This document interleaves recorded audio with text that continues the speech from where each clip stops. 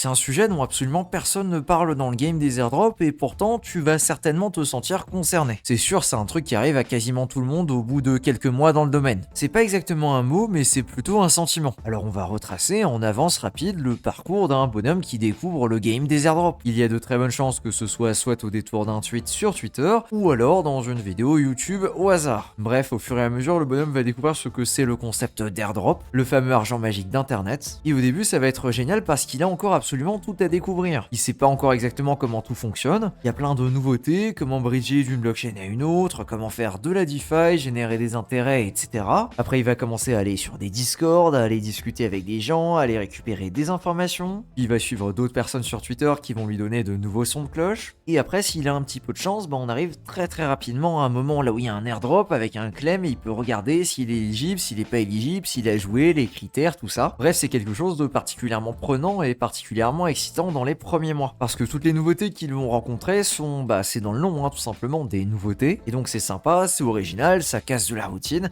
Bref, t'as l'impression de progresser en permanence. Le truc, c'est qu'entre ces 2-3 premiers mois, là où il se passe tout le temps un truc, et t'es à 100% dedans, t'es à fond dedans, et le moment là où tu commences à toucher des airdrops qui sont vraiment intéressants, eh bien, il y a un énorme trou sombre de plusieurs mois entre ces deux moments-là qui est particulièrement terrible à passer. C'est le moment là où tu commences à peu près à avoir des insights, à avoir des idées, à savoir ce qu'il faut faire, sauf que t'as déjà fait le tour de la majorité des choses, et il n'y a pas tout le temps ce nouveau petit truc scintillant qui vient te mettre la puce à l'oreille que ça c'est à faire. On arrive donc dans le sentiment que je voulais teaser en tout début de vidéo, qui est le sentiment de routine. Tous les jours, ou plutôt toutes les semaines se ressemblent et tu vas faire plus ou moins à chaque fois la même chose. Et c'est là qu'on perd la majorité des gens, entre ceux qui perdent tout simplement l'habitude, parce que c'est plus si excitant que ça, la nouveauté est passée. Ceux qui comprennent que cette première phase, effectivement, elle était très intéressante, elle était très sympathique, parce qu'il y avait tout le temps des nouveautés à voir, mais que maintenant, une fois que tu commences à avoir des compétences dans le domaine, ça rentre plus ou moins dans une espèce de routine, là où en fonction des plays que tu as choisi, tu vas devoir être plus ou moins actif pour venir les maintenir. Au hasard, t'as pris des plays qui sont 100% passifs, t'as pas grand chose à faire,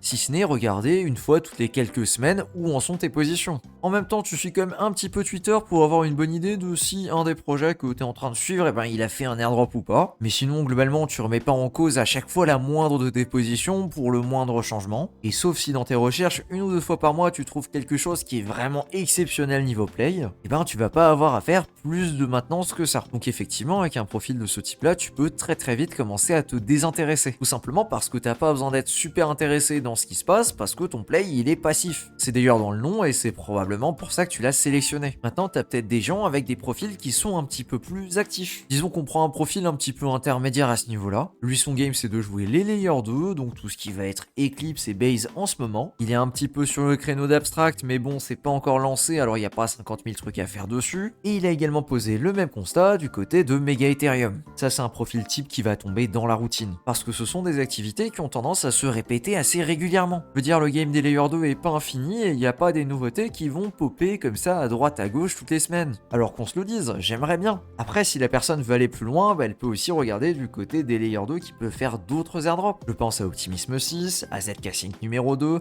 ou encore pourquoi pas un hypothétique Arbitrum numéro 2. À ça, on peut également ajouter les projets qu'on utilise régulièrement entre les différentes layers 2. Je pense ici à ce qu'on peut qualifier plutôt d'outils. Par exemple, du layer 0, du relais ou encore du bungee pour passer d'une blockchain à une autre, saupoudré d'un petit peu de jumper parce que pourquoi pas tant qu'on y est. À ça, tu rajoutes une ou l'autre campagne d'incentive qui sont en place et un ou l'autre play d'agrégateur, comme on l'a dit tout à l'heure, par exemple avec Jumper ou encore avec Bebop. Mais au final, même quand on fait le tour de tout ça, tu te rends compte qu'on tourne assez vite en rond. Et c'est là où intervient ce fameux concept de routine. Parce que je sais, je te connais, je parle régulièrement avec toi directement sur Discord, je sais que t'as un petit peu un profil comme ça. Là où ton activité va avoir tendance à tomber dans la routine, au final à cause de ça, tu vas commencer à te désintéresser progressivement, et le jour là où il faudra venir chercher l'airdrop, ce sera trop tard parce que tu auras loupé les trucs importants entre temps. Tu veux un exemple tout bête, hier ou avant-hier sur le Discord, il y a quelqu'un qui est venu me demander pour Linéa. Il m'a dit j'ai fait le testnet il y a 1 an et demi, je viens de revenir, est-ce qu'il y a quelque chose que je peux encore faire aujourd'hui. Ceux qui ont suivi depuis le tout début de l'INEA vont certainement sourire, mais c'est vraiment pas un cas isolé. Je pense que ça vient de ce que j'essaie d'exprimer depuis le début de la vidéo, cette fameuse routine. Là où tu tombes dedans, tu commences à t'ennuyer et au bout d'un moment, irrémédiablement, tu vas commencer à décrocher. Et le jour là où tu reviens parce que, je sais pas, Bitcoin vient de passer un seuil qui est monstrueux, ou alors il y a un gros airdrop qui est tombé, et malheureusement, t'as pas été actif et t'es passé à côté. Je dis pas ça pour te faire FOMO, hein. C'est juste un profil que j'observe de plus en plus sur le Discord. Et après, si on regarde un cran plus loin, t'as encore un autre type de profil, et celui-là, je pense qu'on peut clairement le qualifier d'hyperactif. C'est le profil du bonhomme qui va tout le temps faire un truc. Alors parfois à tort, parce qu'il va essayer de tout faire un petit peu sans rien bien faire correctement. Et ça, si t'es là depuis un petit moment, tu le sais très bien, ça ne paye jamais ce genre de choses. Soit on fait les choses correctement, soit on ne les fait pas. Ce profil-là, il va essayer de tout le temps faire un truc, de tout le temps chercher la nouveauté et de tout le temps se réinventer. Alors il y a des avantages et des faiblesses, clairement. C'est le genre de profil qui va se trouver un truc à faire, un énorme centre d'intérêt et qui va tout miser là-dessus. Et ça, c'est quelque chose qu'il va trouver assez facilement. C'est-à-dire qu'il va expérimenter une nouvelle mécanique, il va se rendre compte que c'est quelque chose qui lui plaît, et il va regarder très rapidement pour faire le maximum avec. Un exemple de truc qui est particulièrement prenant pour les gens qui ont ce profil-là, c'est Meteora. Voilà les dégénérés du Discord, dont moi se reconnaîtront. Et là, c'est plutôt la problématique inverse, c'est-à-dire qu'on n'est pas vraiment dans une routine, mais on est dans un cas de figure là où t'as quelqu'un qui cherche tout le temps la nouveauté, et à force, ça fatigue et on peut également avoir envie de quitter à cause de ce genre de choses. Ces trois profils et surtout ce sentiment de routine, ça c'est quelque chose qu'il faut l'expérimenter, je pense, afin de le ressentir. C'est pas tu regardes 2 vidéos airdrop et ah ouais, je comprends ce qu'il veut dire. Non, il faut vraiment l'expérimenter, il faut comprendre que chasser les airdrops, c'est quand même quelque chose d'un minimum éprouvant. En fonction de ce que tu décides de faire, c'est plus ou moins chronophage, ça va plus ou moins te demander de monter en compétences, et ça va également plus ou moins se transformer en routine. Là où au final, chaque jour qui passe n'est pas si différent que ça du précédent. Tu te connectes, tu fais tes petites routines, tu fais tes petites habitudes, tu vas chercher s'il y a des nouveautés ou pas, et ça se répète pendant parfois des périodes de plusieurs mois, là où il n'y a pas de giga énorme événement pour te sortir de ta routine. Pas d'airdrop merveilleux, pas de marché particulièrement généreux, et en fait ça contraste énormément avec ce que tu vas pouvoir retrouver sur les réseaux. Là où parfois juste en te baladant sur Twitter, tu vas avoir l'impression que tous les jours il se passe un truc mais absolument aberrant, et que t'as absolument loupé le coche du siècle. Sauf que spoiler, pour 99% des gens, c'est une journée comme une autre, une nouvelle journée de routine. Et ça c'est pas typique à la finance, à la crypto, etc.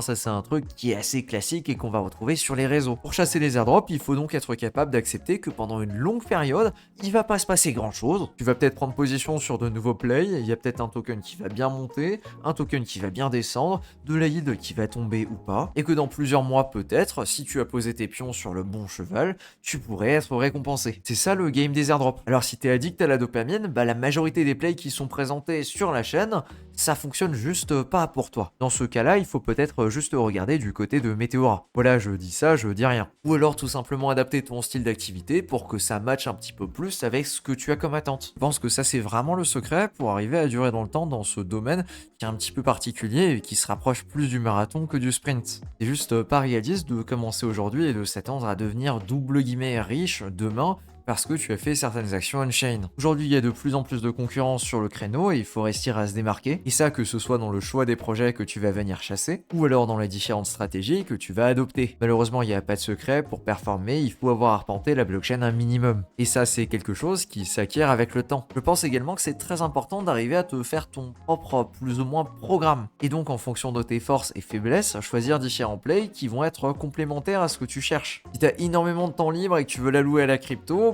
tu vas pas prendre des plays qui sont 100% passifs. C'est juste pas logique en fait de prendre cette approche. À l'inverse, tu vas plutôt chercher à jouer des plays qui demandent à être actifs ou au moins semi-actifs. Que ce soit avec de la maintenance on-chain, des activités sociales ou n'importe quelle autre chose qui soit en rapport avec la crypto. Quoi que tu fasses, je pense que c'est vraiment la base d'accorder ces deux points-là. De savoir où t'en es au niveau des fonds que tu es prêt à injecter dans tel projet et également de savoir quel temps tu es prêt à investir. Parce qu'en fonction de ces deux critères-là, tu vas absolument pas chasser les mêmes catégories de projets. Sur ces belles paroles, je t'invite vraiment à faire une petite review des plays sur lesquels tu es positionné aujourd'hui et de te poser cette fameuse question. Est-ce que ces plays-là sont adaptés à mes moyens financiers, à ce que j'attends et également au temps que je suis prêt à y investir? Dans tous les cas, nous on se retrouve comme d'habitude samedi 18h sur la newsletter avec un mail gratuit qui fait le récap de l'actu airdrop de la semaine avec les différents claims et il y en a eu plusieurs à ne pas louper ainsi que les prochains plays qui me paraissent vachement sympathiques. Si ça t'intéresse de recevoir la prochaine édition, c'est le premier lien en description et sinon on se dit à bientôt pour une prochaine vidéo.